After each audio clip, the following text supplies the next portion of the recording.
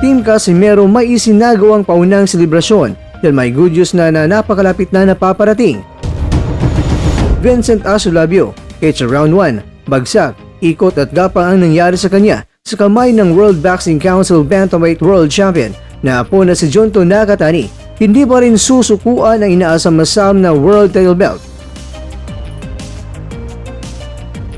Mark Magnifico Magsayo, umarangkada na sa ngayon, papalapit na sa kanyang minimiting pangalawang world title crown sa kanyang karera. Dito po galing mga kakwento ang balitang ibabahagi ko sa inyo. Kaya tara, kwentuhan na!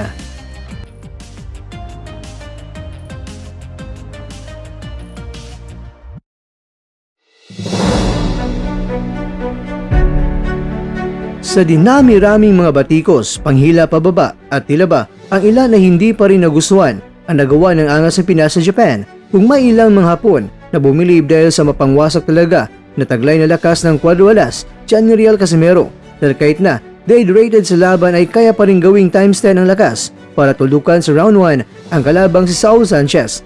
Dead rated pa yan ha? Paano na kaya kung talagang 100% na Casimero ang nakarap ni Sanchez? Baka nga, sa pangalawang pagbagsak ni Sanchez ay hindi na siya nakatayo pa. Kaya lang, hindi nasiyahan ang Team Monster na Aoya Inoue na nag-overweight nga itong si Casimero. Pero, nakaligtaan nila na mas mabigat pa si Sanchez sa oras ng laban dahil ang paglaki ni Sanchez ay hindi nilimitahan.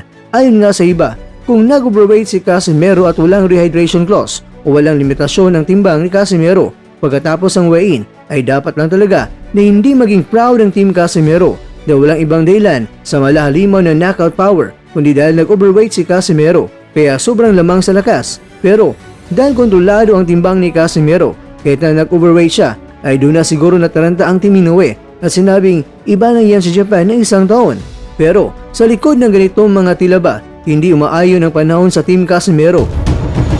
Pero hindi pa rin mapipigilan ang pagharurot ng kasikatan ni Casimero. Ilang mga followers na lang ang kinakailangan ay makakamit na ng Facebook page na Cuadro Alas It's My Boy ang 1 million followers. Sana all, siguro mga kakwento, ang makamit ang 1 million followers lang ang hindi pwedeng haharangan ng puwersa sa kabila na gustong ipabagsak si Casimero. Hindi na ito talaga mapipigilan pa. Ayon nga kay Tito Shernan, na kahit pa sa simbahan, sumigaw ka man na itigil ang kasal, hindi mo pa rin mapipigilan dahil ang kasalukuyang ginagawa sa simbahan ay binyagan. Kaya naman, congratulations in advance Angas ng Pinas sa Facebook page na Cuadro Alas Is My Boy na malapit ng maging 1 million followers. Nako naman, sana all talaga. Samantala, ganito ang posted sa Facebook page na Viva Promotions ni Sir Brendan Gibbons na anak ng Manny Pacquiao Promotions head na si Sean Gibbons. Dito ay sinabi na kaakibat ang hard work at dedikasyon. Ang two-time world title challenger na si Asulabio ay babangon muli sa darating na panahon. Hindi siya titigil hanggat makamit niya ang mailap na world title belt. Kaya naman, good luck kay Astro Boy sa kanyang muling pagbabalik ensayo para sa inaasam-asam na titulo.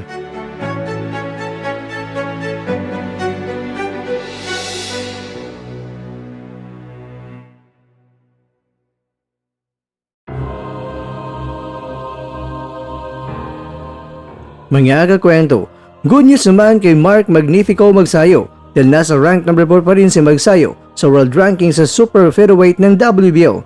Kunting sipag at pagpagapang pa sa kalaban kabayan at ang pangalawang world title belt ay iyang makakamtan.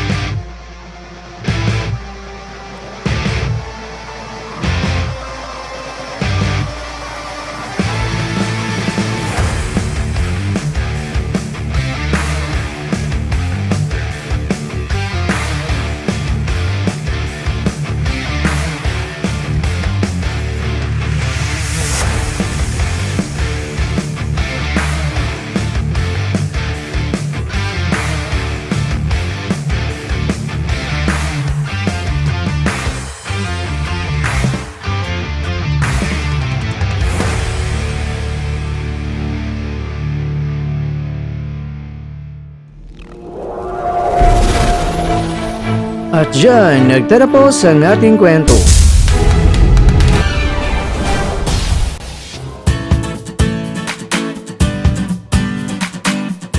Maraming salamat mga kakwento sa inyong panunod. Pero baka naman mga kakwento ay nagustuhan niyo po ang kwento natin ngayon. Baka pwede niyo po akong mabigyan dyan ng like, subscribe at by-click na rin sa bell button.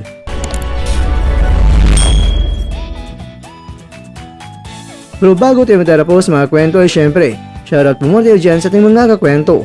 Kay kakwentong Ruel Saldahino, kay kakwentong Romeo Zapanta, kay kakwentong Jayop, at kay kakwentong nanunod ng shoutout siya dyan. Bueno, hanggang dito na po muna ang ating kwentuhan. At abangan nyo na po ating susunod na video. At dito lang po yan. At dito lang po yan sa isang channel na kung saan maaring ito'y mga kwentong di pa na kwento sa inyo.